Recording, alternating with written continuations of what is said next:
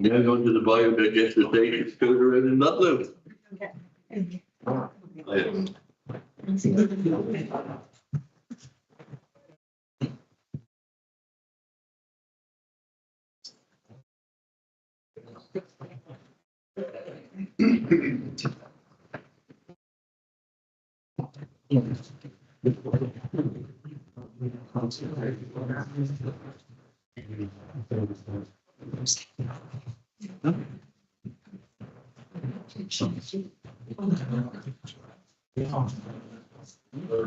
Yes, yeah.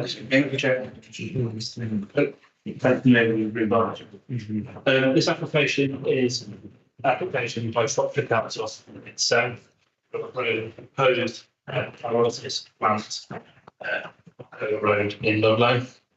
There's the site there in the red, obviously Coda Road, which then connects to Pier Road, and then down towards connects to the A449. The application is for a pyrolysis plant. It's intended to improve Shropshire's waste operating and service. Pyrolysis, briefly, for my brief kind of technical overview, is decomposition of that oxygen. It's not incineration. That's the key fundamental. It's not incineration. It's decomposition of that oxygen, which makes biochar from green waste, wood, Shropshire's green waste, which is then used in. I don't know specifically what it's then used for, but it's used for other things. The reason to that committee today is because it's Shropshire Council's own application. Ludlow Council, Town Council have objected to the scheme. We've had 2 late representations as well, which you should see online. The recommendation for myself is for approval. Go to the next slide, please. The existing use of the site is a anaerobic biodigester. So it has an existing waste use, sui generis in planning terms, with an existing waste use, and there's no change in the policy position in supporting a waste use at the site in national or local policy. So it's still considered to be suitable for waste processing. The important thing to consider for this application is, because of its waste policy, it's also subject to an environmental permit. And planning practice guidance is very clear that when deciding a planning application for a waste scheme, we should not focus on managing or controlling pollution impacts. That is done through the environmental permit, and to kind of discourage the over-regulation through two different processes. So the principal material considerations are outlined in the report. There's quite a number of them. Next slide, please. So the first one is the scale and designs. This is the proposed layout. Principally, it's using the same building that's existing on site with a moderate extension to the rear.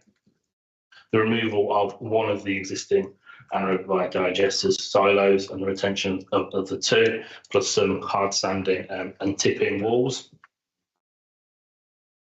The other material considerations, of course, are noise, potential noise, chipping process to produce the materials for pyrolysis, lighting, vibration, dust, odour, air quality. Those are all being considered by our environmental protection officers. They have no objection to the scheme. They're also subsequently considered as part of the permitting process as well.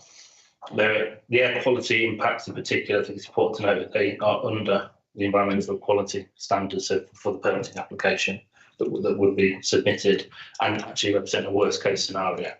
And there's not considered to be any harm to any human or ecological receptors nearby. So this is the existing elevations of the buildings. You can see if you go to the next slide. And this is the proposed. So you've got the silos, and then you've got the extension with the 2 roller shutter doors to the rear of the site. So visually, from the when looking at the building from Coda Road, you'll have one silo no longer appearing. There should be a photo on the next slide showing the currents of the silo on the left there. You won't see, because that will no longer be there above the building. There'll be addition of a couple of chimneys above the elevation line, but in that respect, there is absolutely no change at all. And if we go to the next slide as well, there's some wider photos of the site. As you can see, from different elevations. So the bottom right is the silo that's proposed to be removed. The final thing I should just mention is highways is the material excavation that's been most mentioned in the objection comments. Because of the existing use of biodigester site and waste site, it already has about 7 to 10 HGV movements, vehicle movements per day. The proposed use is similar, about 4 to 10. So there's no significant change in vehicle movements as a result of the proposed development, and it's coming out of waste site very quickly onto the A49. Okay. Thank you. Thank you, Jacob. Right, we're going to speaking against it. The Ludlow Town Council, Mr. Stuart Waite. The Minister address the committee, please.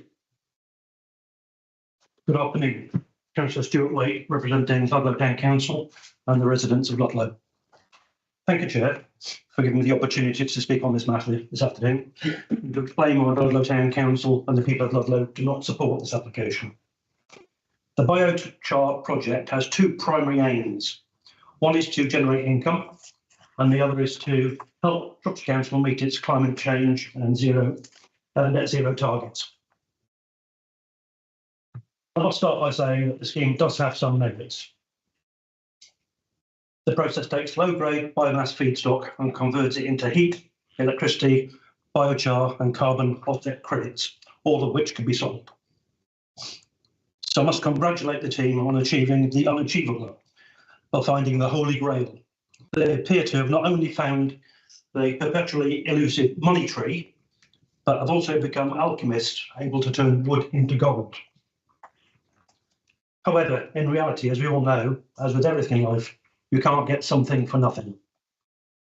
The business model for the scheme suggests that there will be insufficient feedstock available locally, so this will need not only to be purchased, but transported from outside the county. This model of paying to burn trees and then selling carbon offsets may be likened to toxic money laundering, salving the conscience of tech giants and others around the world who continue to pollute the atmosphere, but doing very little to help the council meet its climate change targets. The primary output of the proposed biochar plant is biochar, as in the name. Research informs us that the jury is still firmly out of the stated benefits of biochar used in agriculture as a soil improver. I've spoken with farmers, members of the Allotments Association, and representatives from the NFU on the topic. The majority view seems to be that biochar can have limited benefits when used as a mulch, say in a tree nursery, where it locks in moisture and prevents weed growth. It also helps retain heat in the growing medium, helping rapid plant growth.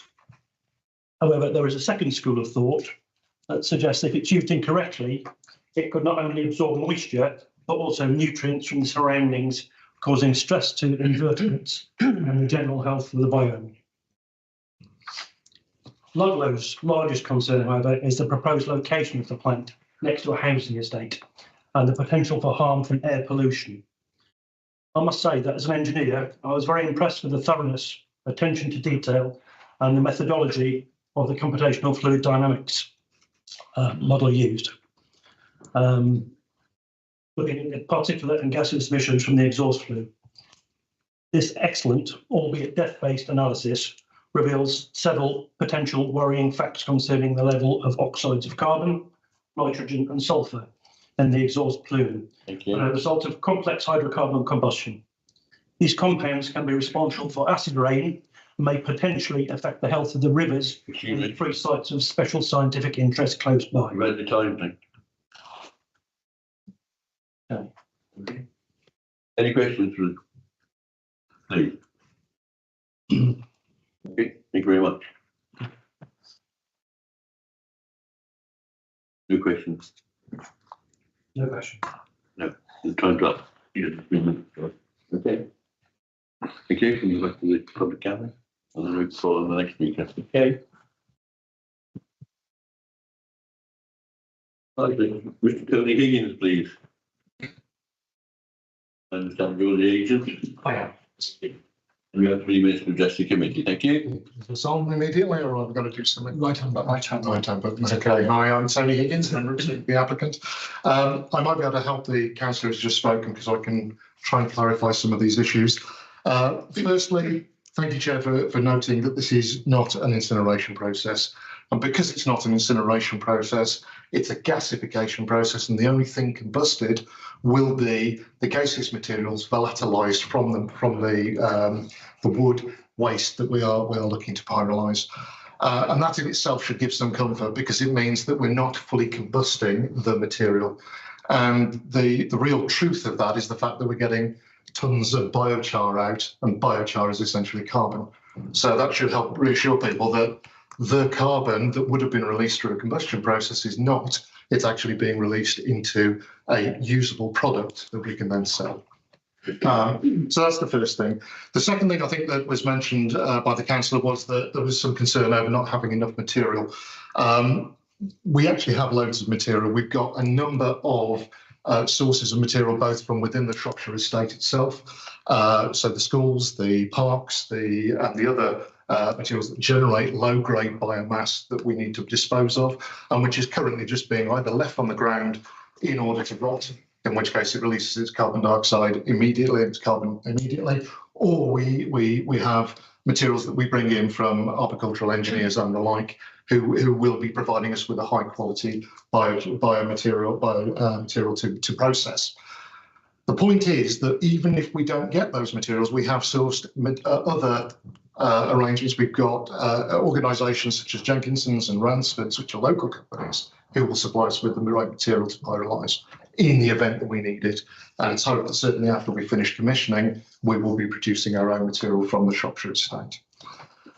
In respect of the wastes that are being provided, then the arboricultural arisings that we will generate from our other estates will be the significant ones. To deal with the air quality, which seemed to be the other aspect of concern, I can assure you that the models that were produced were based on the maximum possible emissions required by the permit application. So the permit, when it gets put in place, will restrict the company and its air emissions to particular levels. The maximum levels permitted were used in the modelling, and because they're the maximum levels permitted, we've already proved that there's a negligible impact from that. In actuality, the emissions are going to be much, much lower than that. And in terms of the carbon emissions, because of the biochar that's been produced, those are going to be significantly lower than a comparable incineration process. The last thing that I would mention is that clearly we will be selling carbon credits, and we will be generating a revenue from that. So yes, there is a bit of a money tree here, but it's based on the materials that we're processing. And if there are any other questions, I'm happy to help. Thank you. Any questions, please?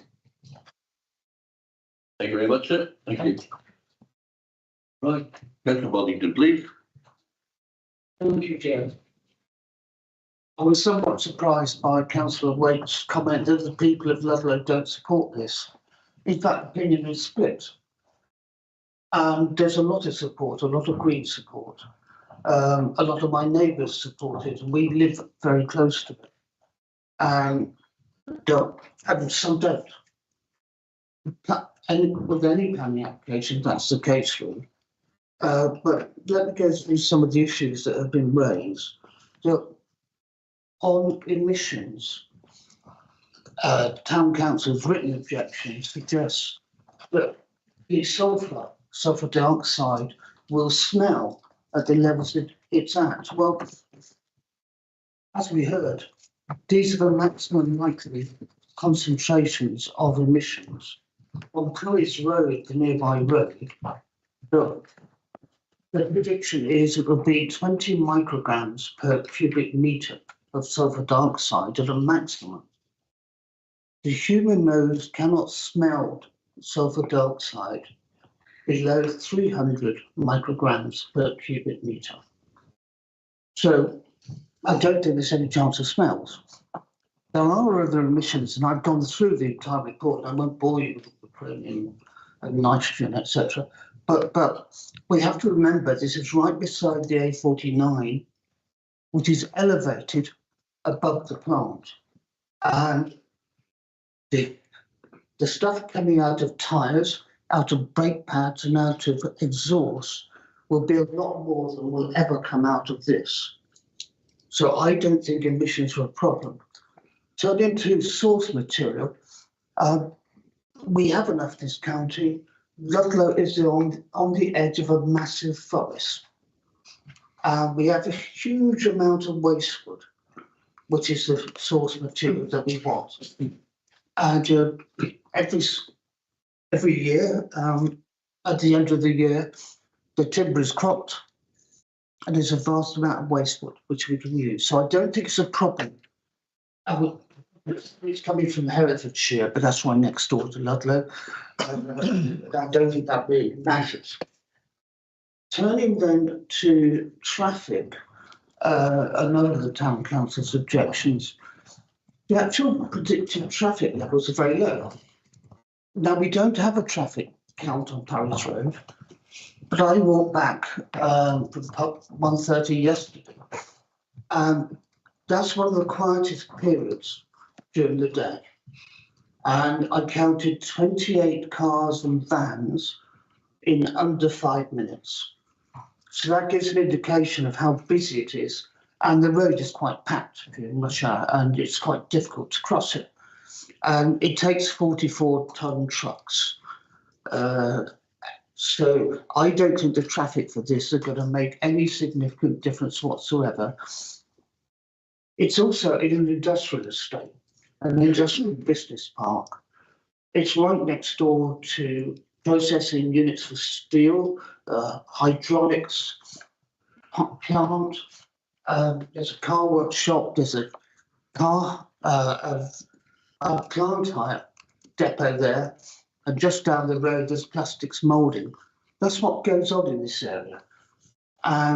It's in keeping with what happens in this area. And the houses are sufficiently far away not to hear any noise. There'll be a hum overnight, but not to hear any noise because it's against the A49. And you can hear I live, quarter of a mile away, maybe a bit more actually. So I hear the A49 all the time. It's just a constant background hum, and you get used to it basically. So I don't really see the problem with this. I see the advantages. It doesn't create many jobs, just a few. Okay, but when the biodigester was built, which is going back, 20 years ago, long time ago, it was a phenomenon. I even came across, I was in Oxfordshire at the time, I even came across to visit it from Oxfordshire, being an interview for Radio Oxford.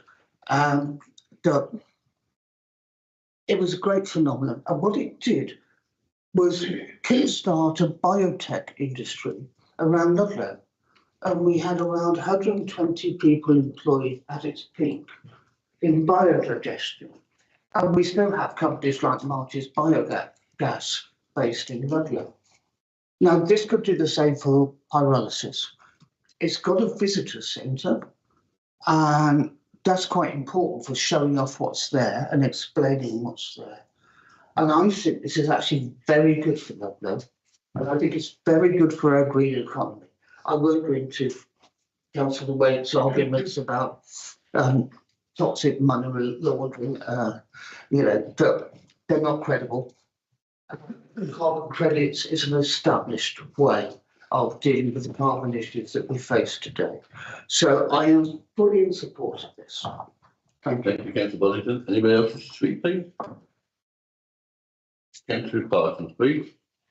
Yeah, I looked through the report, and in particular, paragraph 412 from Regulatory Services, which looked at issues that had been raised as being of possible concern with regards to this potential development, but seemed to be saying there that certainly air quality and odour would not be a significant issue here, and that even when looking at the noise issue, that because of the work that's already taken place since the initial report was done, that noise would not also be a particular issue with regards to this. We've heard about the traffic side of things as well, where it's unlikely that there'll be a significant increase in the number of HGVs or whatever visiting the site. And so